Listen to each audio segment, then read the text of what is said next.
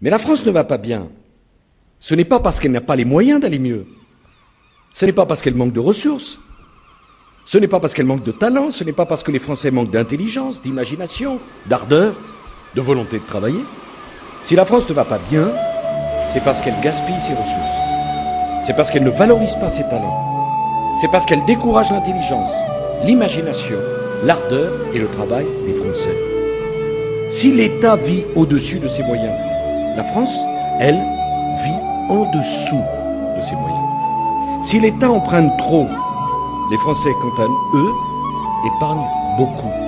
Le problème de la France, c'est qu'elle ne produit pas assez par rapport à ce qu'elle pourrait produire. C'est qu'elle ne travaille pas assez par rapport à ce qu'elle est capable de faire, par rapport à ses moyens, par rapport à son potentiel. Le problème de la France, ce n'est pas qu'elle vit au-dessus de ses moyens, c'est qu'elle vit en dessous de ses capacités. Je le redis, il manque à la France 1 point de croissance par an en moyenne pour pouvoir résoudre ses problèmes. Ce point de plus, il ne viendra pas tout seul. Et ce point de plus, ce n'est pas la croissance mondiale qui ne nous fournira. Le monde est en croissance depuis des années et le point de croissance, il manque à la France. Alors si la croissance mondiale ralentit quelque peu, ça sera plus difficile, mais même s'il y avait une croissance mondiale éclatante, ce n'était pas suffisant pour remettre la France au niveau. Ce point de plus, nous ne l'obtiendrons pas en attendant les bras croisés que la conjoncture mondiale s'améliore pour être un petit peu au-dessus de ce que la médiocrité nous conduirait à être. Et si la croissance va moins bien, on se satisfait d'être un peu en dessous de ce qu'on pourrait faire. Ce n'est pas la stratégie que j'ai voulu proposer au pays.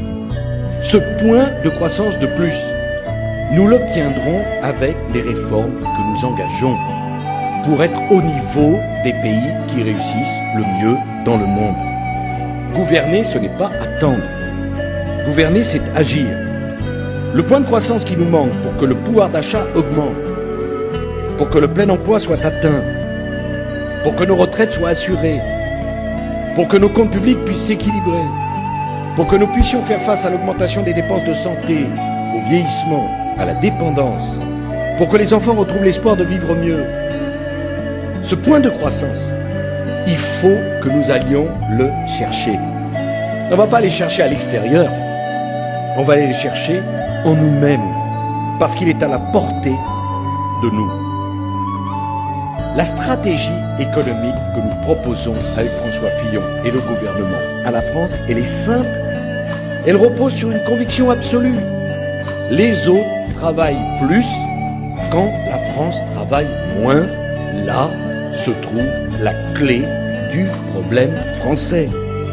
Revaloriser le travail, libérer le travail, encourager le travail, récompenser le travail. Voici notre priorité. Voici notre ligne. Voici notre stratégie. Elle est en rupture totale avec ce qui a été proposé pendant tant d'années par des gouvernements socialistes à notre pays. Mais pour que les choses soient claires, je veux expliquer que ce n'est pas parce que la société va mal que la France ne travaille pas assez. C'est parce que la France ne travaille pas assez que la société va mal. On confond toujours les causes et les conséquences. On s'attaque aux conséquences, ignorant les causes et se demandant pourquoi on n'obtient pas de résultats. Ce n'est pas parce qu'il n'y a pas assez de croissance que la France ne travaille pas assez. C'est parce qu'elle ne travaille pas assez qu'il n'y a pas assez de croissance. Ce n'est pas parce qu'il y a des déficits que la France ne travaille pas assez. C'est parce qu'elle ne travaille pas assez qu'elle accumule les déficits. Les déficits sont la conséquence d'un travail trop faiblement rémunéré, récompensé, valorisé dans notre pays. S'attaquer au déficit sans s'attaquer à la production de richesse, à la capacité de travail de notre pays, n'aurait aucun sens. Il ne faut pas confondre les causes et les conséquences. Mais cela fait 25 ans que gauche-droite confondue, on cherche à agir sur les conséquences, alors qu'il faut avoir le courage de s'attaquer aux causes. Nous voulons nous attaquer aux causes. S'attaquer aux causes, parlons clair, ce n'est pas faire des politiques d'austérité qui n'ont jamais rien résolu. S'attaquer aux causes, ce n'est pas infliger une nouvelle fois aux Français des politiques sacrificielles. S'attaquer aux causes, ce n'est pas chercher à réduire les déficits en augmentant les impôts alors qu'ils sont déjà beaucoup trop élevés. Mais si la solution était dans l'augmentation des impôts, mes chers amis, mais nous serions le pays au monde qui compterait le moins de chômeurs et qui aurait la croissance la plus forte.